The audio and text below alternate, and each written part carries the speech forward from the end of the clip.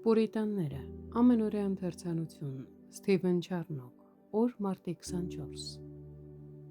Որովհետև քո ողորմությունը մեծ է մինչև երկինքը և քո ճշմարտությունը մինչև ամպերը, Սաղմոս 57-րդ գլուխ 10-րդ խոսք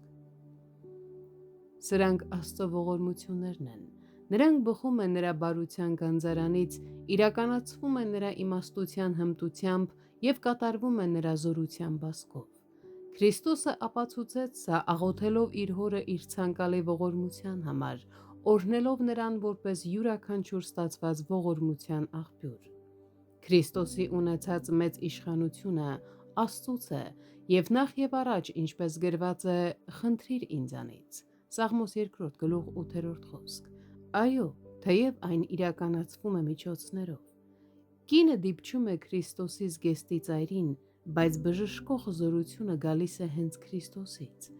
Մարդիկ կարող են ցանցեր գցել, աշխատել օր ու գիշեր, տարիներով չարչարվել, բայց ոչինչ չբռնել, եթե Քրիստոսը ձուկը ցանցի մեջ չուղարկի։ Մեր գործերը Աստծո ձեռքերում են։ Մենք աշխատում ենք, բայց հենց Աստված է մեր գործերի միջոցով իր օրհնությունը տալիս և հաջողություն պարգևում։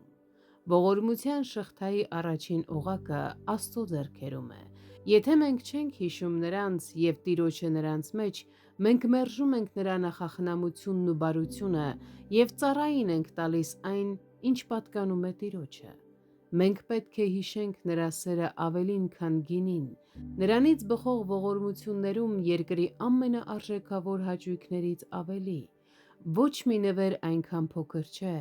որ մեծ Աստծո ուղերձը չբերի և չկրի իր վրա նրա անվան նշանը։